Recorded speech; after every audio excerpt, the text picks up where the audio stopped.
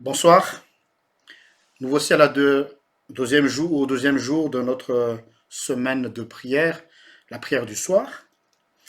Et je vous invite à ouvrir votre Bible dans le livre de Habakkuk, chapitre 1, versets 2 à 11. Habakkuk, chapitre 1, versets 2 à 11, au nom de Jésus. Jusqu'à quand, Seigneur, appellerai-je au secours sans que tu entendes?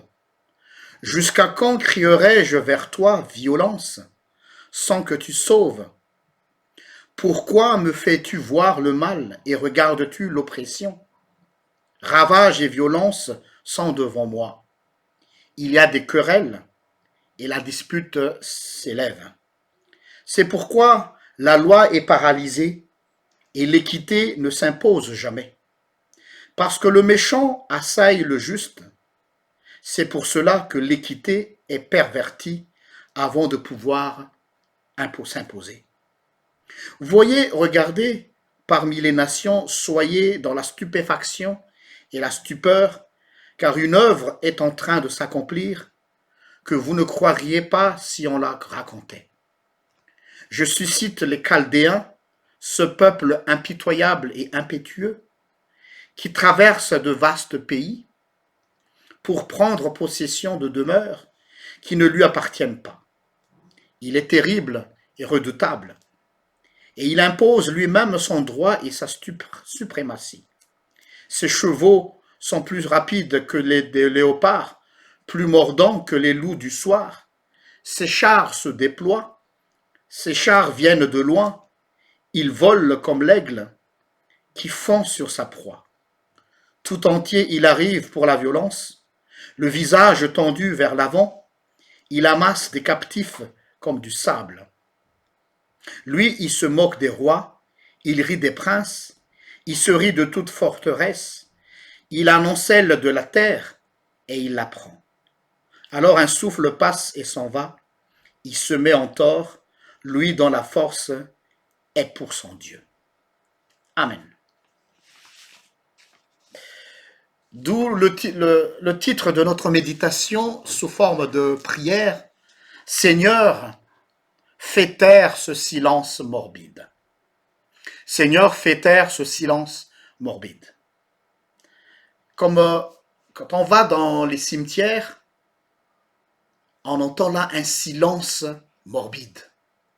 Un silence même assez pesant. On sent qu'on est dans un espace qui est un peu hostile. Un silence qui fait peur.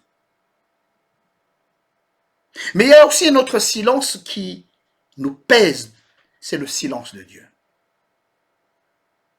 À un certain moment dans la vie d'Israël, quand ce peuple a été opprimé par plusieurs populations, plusieurs civilisations, il fut un temps où il n'y avait rien. Tout est plat. Et alors les enfants d'Israël se posaient la question à travers le prophète Habakkuk, jusqu'à quand, Seigneur, appelais-je au secours que tu puisses m'entendre? Comme si Dieu ne donne pas signe de vie, silence radio, comme on dit. Parfois même, quand on dispute avec quelqu'un ou quelqu'un qui nous est cher, vaut mieux l'entendre nous crier dessus, vaut mieux l'entendre nous chamailler, parce que c'est encore une preuve que la personne tient à nous. Et même s'il crie, même s'il dit des choses qui nous heurtent, la personne a toujours cet intérêt. Mais quand cette personne qui a l'habitude de nous parler, qui a l'habitude de réagir, se tait tout à coup, et se taire dans un silence morbide, on va dire, alors on se pose une grosse question, qu'est-ce qui se passe? Est-ce qu'il ne m'aime plus? Est-ce qu'il n'a plus d'intérêt pour moi? Et ainsi de suite. Et c'est un peu le questionnement de Habakkuk. Est-ce que tu as abandonné ton peuple, Israël, ô Seigneur?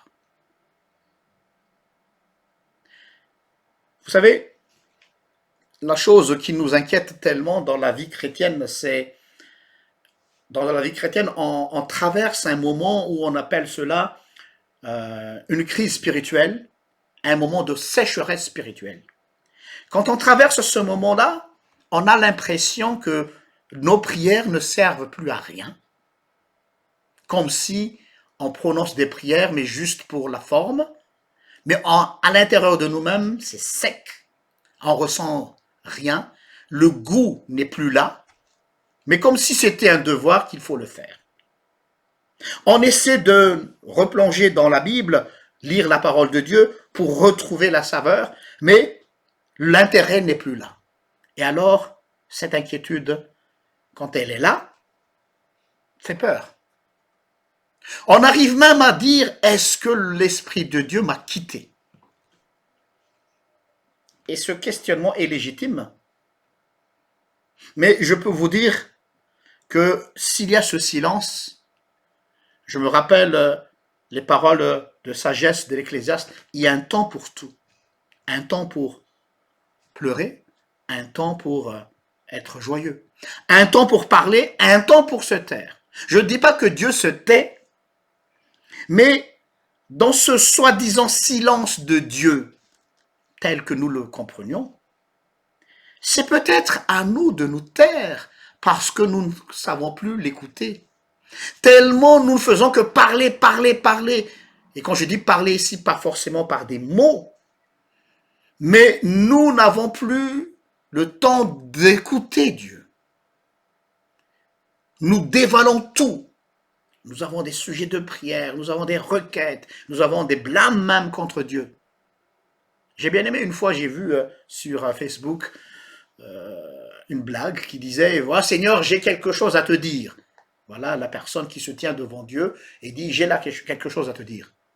Et en réponse, Dieu lui dit aussi, figure-toi, moi aussi, j'ai quelque chose à te dire. Mais c'est toujours moi qui t'écoute, disait Dieu. Et c'est vrai. Faites un peu le calcul. Le temps que nous passions dans la prière vers Dieu, que nous avons des choses à lui dire, et le temps que nous passons aussi à l'écouter. Peut-être ce silence est un moyen de Dieu pour nous attirer, pour dire, hé, fiston, est-ce que tu as le temps de m'écouter? Prenons le temps, et c'est le but de cette prière du soir, d'écouter. Après avoir fait nos affaires pendant toute la journée, prenons une pause, prenons un temps pour écouter le Seigneur, parce qu'il a des choses à nous dire. Et heureusement qu'il a des choses à nous dire. Mais le jour où il se taira et il ne dira plus rien, alors là, c'est fini pour nous. Donc remercions-le de nous donner encore ce moyen pour qu'il puisse attirer notre attention et nous dire quelque chose au plus profond de nous-mêmes. Amen. Alors notre prière se focalisera surtout sur la capacité d'écoute, que nous puissions avoir une capacité d'écouter Dieu, écouter non seulement sa parole, mais l'écouter au plus profond de nous-mêmes, parce que Dieu n'est pas muet, Dieu, il s'exprime. Prions. Père éternel, nous te louons pour cette prière du soir parce que c'est un moment béni, un moment où tu nous mets à part pour que tu puisses nous parler. Pendant toute cette journée, nous ne faisons que parler, nous ne faisons qu'échanger avec nos collègues, nos voisins, nos membres de la famille, et nous n'avons pas eu le temps de te parler, de t'écouter surtout. Oui, nous avons passé quelques moments de prière où nous avons déballé tous nos soucis, nos problèmes, nos requêtes, nos réclamations, nos colères même que nous avons manifestées devant toi. Mais ce soir, j'aimerais aussi que mon frère et ma sœur qui m'écoutent ce soir puissent se taire un moment. Un moment de silence pour que nous puissions écouter ta voix. Parle-nous, Seigneur. Parle-nous au plus profond de nous-mêmes. Je sais que tu as des choses à nous dire. Alors, transmets-nous ton message. Écris-le par ta main même, dans le cœur de chacun, que cette parole soit gravée par ta main. et jamais cette parole sera enlevée. Merci Seigneur. Amen. Que le Seigneur vous bénisse et vous donne une belle soirée, un bon repos, et je vous donne rendez-vous demain à la même heure. Au revoir.